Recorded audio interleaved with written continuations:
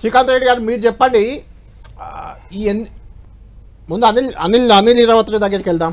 అనిల్ గారు చెప్పాలి మీరే ఈ విషయంలో, ఈ వ్యవహారంలో 42% రిజర్వేషన్లతో లోకల్ బాడీ ఎన్నికలకు వెళ్తామని ఇప్పుడే మంత్రి, కొత్తగా ఎన్నికయ్యారు మంత్రి అడ్లూరు లక్ష్మణ్ కుమార్ చెప్తున్నారు. నిజంగా సాధ్యమయ్యే పనేనా? హైకోర్టు 90 రోజుల్లో ఎన్నికలు నిర్వహించాలంటుంది.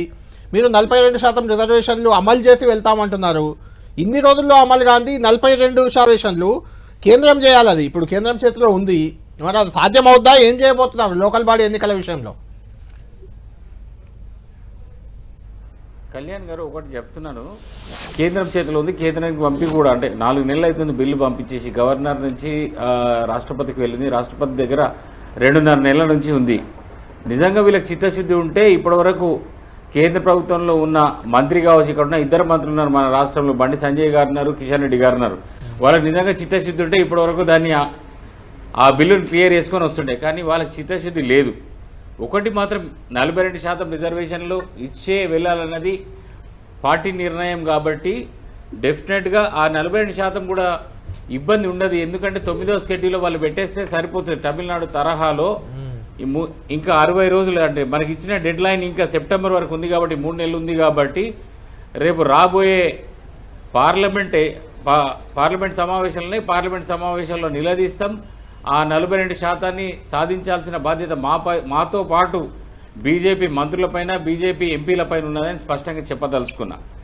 బీసీలకు అన్యాయం చేస్తే బీసీలు ఊరుకోరు. ఇవాళ చాలా స్పష్టంగా చెప్పదలుచుకున్నాం. 9వ స్కెడ్యూల్లో తమిళనాడు తరహాలో తమిళనాడు ప్రభుత్వం ఏ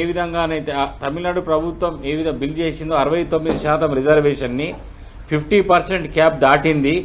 అప్పుడు పివి నరసింహారావు గారి ప్రభుత్వం ఉన్నప్పుడు, జయలలిత గారు ముఖ్యమంత్రిగా ఉన్నప్పుడు 69% రిజర్వేషన్ని అమలు చేసినారు. అది 9వ స్కెడ్యూల్లో పెడితే సరిపోతుంది. ఇవాళ మేము అడిగేది ఒకటే కేంద్ర ప్రభుత్వాన్ని, ఇంకొక రాజ్యాంగ సవరణ చేయండి. రాజ్యాంగ సవరణ చేసి తెలంగాణ ప్రభుత్వం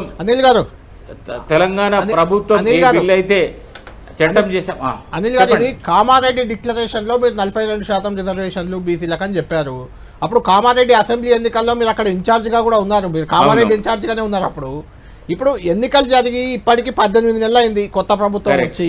18 నెలల్లో 42% రిజర్వేషన్లు అమలు చేయలేకపోయారు. దానికి ఒక కదలిక లేదు అందులో కేంద్రంలో. ఇప్పుడు ఈ 90 రోజుల్లో అవుద్దా అనేది నా క్వశ్చన్.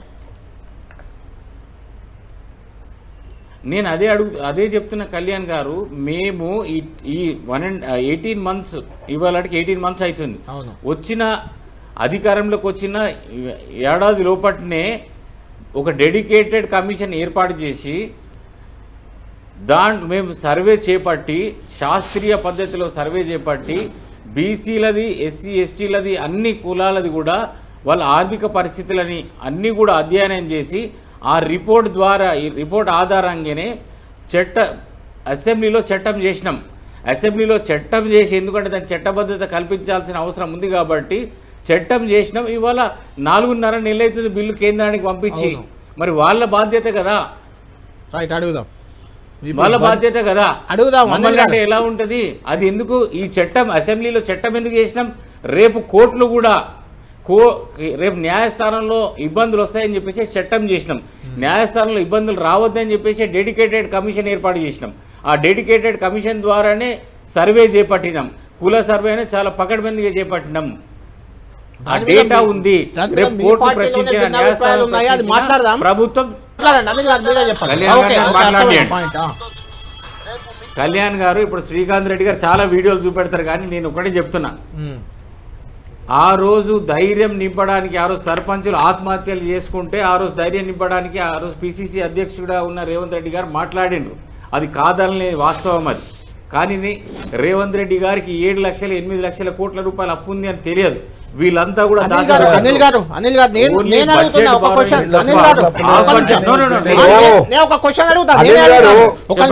నేను అడుగుతాను. అంటే మీరు ఇచ్చిన 6 గ్యారంటీలకు, లేకుంటే సర్పంచ్లకు బిల్లులు రాలేదు, గ్రామంలో పారిశుద్ధ్యం లేదు, లేకుంటే గ్రామాల్లో వీధి లైట్లు వెలగట్లేదు, వీటి అన్నిటికీ గతంలో అప్పులు చేశారు, మేము చేయమంటే ప్రభుత్వం ఎందుకున్నట్టు? ఇంకా అందుకే ఎన్నికలు అదే భయం. అందుకే చెప్పేది కళ్యాణ్ గారు, నేను చెప్పేది ఒకటి. కళ్యాణ్ గారు చెప్పండి. కళ్యాణ్ గారు, నేను ఒకటే చెప్తున్నాను మీకు, మీరు అర్థం చేసుకుంటారని నేను భావిస్తున్నా. వాళ్ళు ఏనాడు కూడా ఇంత 7 లక్షల కోట్ల రూపాయలు అప్పు ఉన్నదని చెప్పేసి ఏనాడు చూపెట్టలే. వాళ్ళు బడ్జెట్లో అప్పులని 3 లక్షల కోట్ల రూపాయలు అప్పు ఉందని చూపెట్టిండ్రు. వచ్చిన తర్వాత కార్పొరేషన్ అప్పులు ఉన్నాయి, కార్పొరేషన్ అప్పులు 3 లక్షల కోట్ల పైన చూపెట్టారు. అవిటికి కూడా ప్రభుత్వమే కట్టాల్సిన బాధ్యత. నన్ను మాట్లాడినాడు కళ్యాణ్ గారు,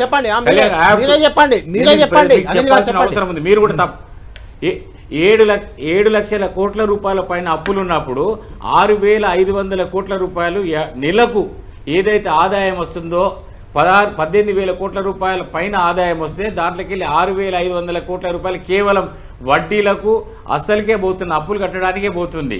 మిగతా 6,500 కోట్ల రూపాయలు పెన్షన్లకు జీతాలకు పోతున్నది, ఇంకా మిగిలే దాంట్లో సంక్షేమ పథకాలకు పోతున్నది. మరి ఎక్కడికి వెళ్ళి ఇవన్నీ కట్టాలి? వీళ్ళు ఆరోగ్యశ్రీ అప్పులు అట్లనే ఉన్నాయి.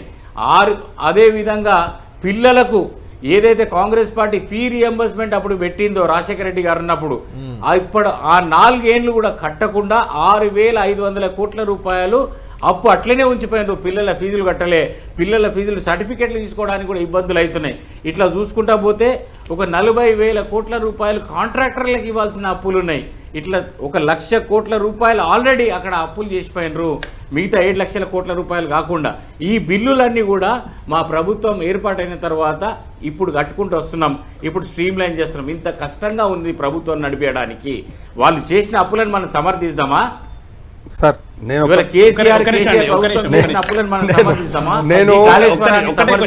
శ్రీకాంత్ గారు లిస్టుకి ఇచ్చి మిగిలినది పక్కన పెడదామా? మరి మిగిలినది పక్కన పెట్టేస్తారా? ఉద్యోగుల జీతం అవునండి. అంటే నేను అస్తవ్యస్తంగా కళ్యాణ్ గారు నేను అనేది ఎంత అస్తవ్యస్తంగా ఉండేనో అని చెప్తున్నా. నేను ఎప్పుడు జీతం ఇస్తున్నానో తెలియదు, ఎంప్లాయీస్కి ఏ టైంలో జీతం పడుతుందో తెలియదు. వాళ్ళు పిట్టకేసినట్టు చూస్తుండే వాళ్ళు ఎప్పుడు వస్తుందో అని చెప్పేసి. అలాంటి దౌర్భాగ్య పరిస్థితి నుంచి ఇప్పుడు స్ట్రీమ్ లైన్ చేస్తున్నాం. ఇప్పుడు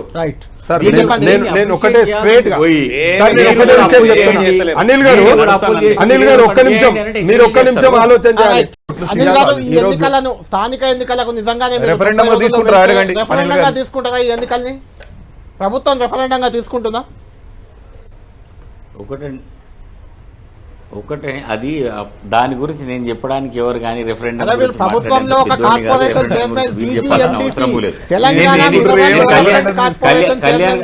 కళ్యాణ్ గారు నేను చాలా స్ట్రైట్ క్వశ్చన్ అడుగుతున్నా. ఇవాళ మాట్లాడేది 42% రిజర్వేషన్ గురించి. 42% వీళ్ళు బీజేపీ ఏం చేస్తుంది? 42% రిజర్వేషన్ మేము బిల్లు పంపించింది, వాళ్ళు రాజ్యాంగ సవరణ చేసి ఆమోదం తెలుపుతారా? లేకపోతే బీసీల ప్రధానమంత్రి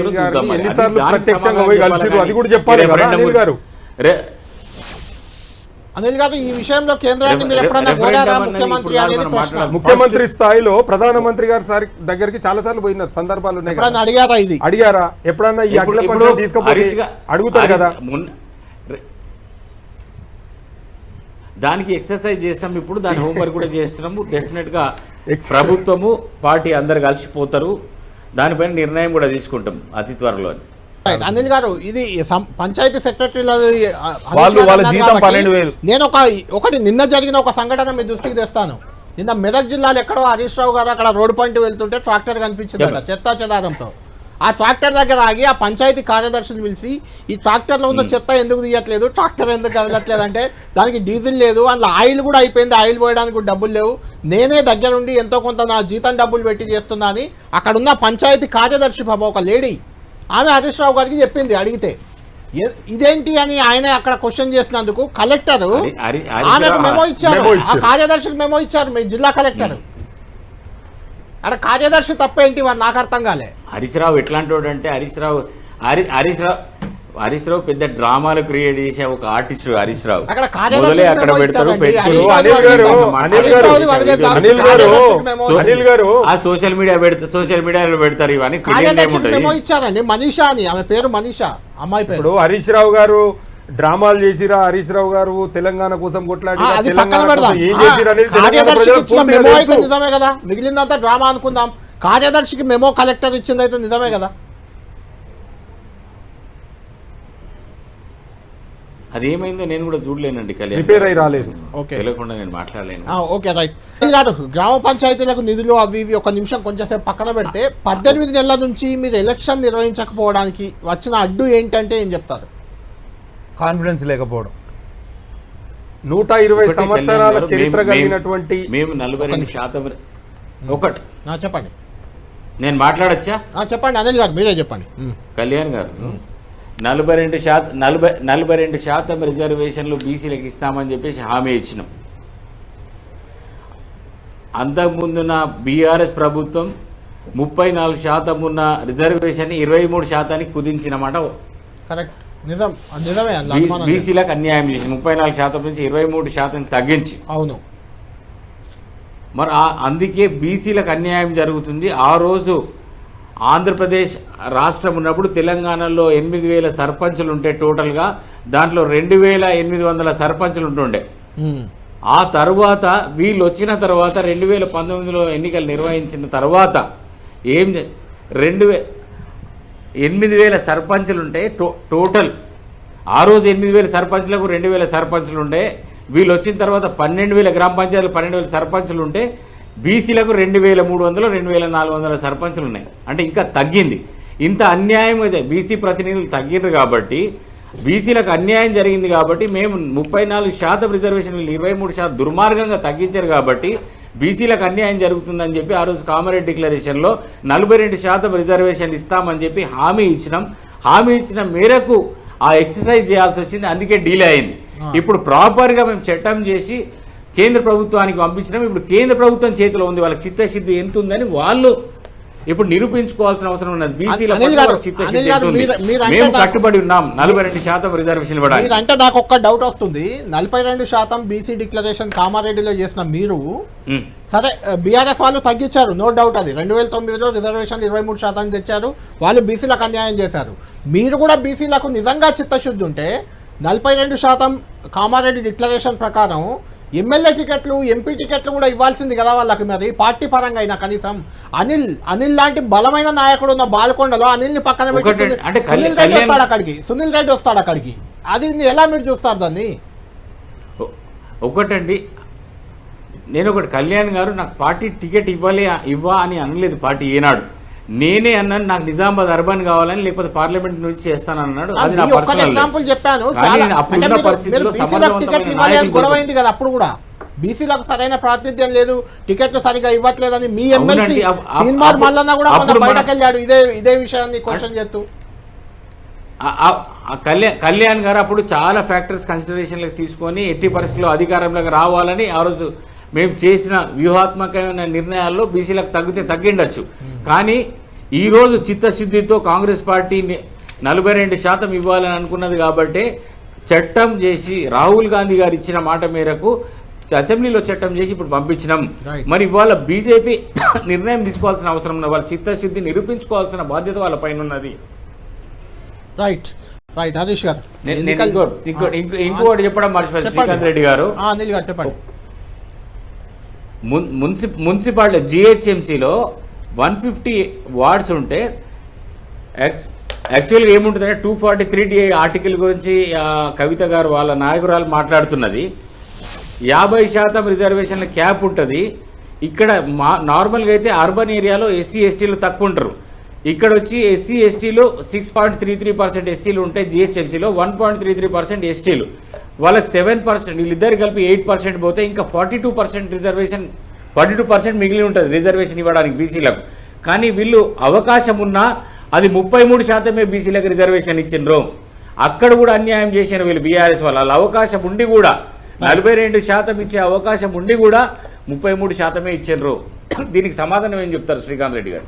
మీకు స్ట్రైట్గా 3 క్వశ్చన్లు మీరు కంక్లూడ్ చేయండి ఫైనల్. ఇది ఒకటి, 90 రోజుల్లో హైకోర్టు ఇచ్చిన ఆదేశాల ప్రకారం సర్పంచ్ ఎన్నికలు ఎంపీపీ జెడ్పీటీసీ కూడా, అంటే ఆదేశాలు సర్పంచ్ అయినప్పటికీ ఎంపీపీ జెడ్పీటీసీ కూడా ఉన్నాయి, ఎంపీటీసీ జెడ్పీటీసీ ఆ ఎన్నికలు నిర్వహిస్తారా? ఒక పాయింట్. ఒకవేళ నిర్వహిస్తే అందులో 42% రిజర్వేషన్లు అమలు అవుతాయా? కాకపోతే ఏం చేయబోతున్నారు? 2. మూడోది, బిల్లుల పెండింగ్ విషయంలో ఏం హామీ ఇస్తారు ప్రభుత్వ పరంగా? ఒకటంటే స్థానిక సంస్థల ఎన్నికలు నిర్వహించాలి, ప్రభుత్వానికి చిత్తశుద్ధి, తప్పకుండా నిర్వహిస్తాం. 42% రిజర్వేషన్ని కూడా సాధిస్తాం. బీజేపీ మెడలు వంచైనా సరే, కేంద్ర ప్రభుత్వం మెడలు వంచైనా సరే 42% రిజర్వేషన్లు అమలు చేసే విధంగా అక్కడ రాజ్యాంగ సవరణ చేపిస్తాం, బీజేపీ మెడలు వంచుతాం. 2 అయిపోయినాయి. 3వది తప్పకుండా సర్పంచుల ఆవేదన అర్థం చేసుకుంటాం. వాళ్ళ బిల్లులు అంటే ఇప్పుడున్న ఆర్థిక పరిస్థితి, మన రాష్ట్ర ఆర్థిక పరిస్థితి బాగలేదు కాబట్టి ఏదో విధంగా సర్పంచుల ఆవేదన అర్థం చేసుకుంటాం. వాళ్ళ బిల్లుల్ని మీరు తప్పకుండా ప్రభుత్వానికి మీరు తెలియాలి. ఆర్థిక పరిస్థితి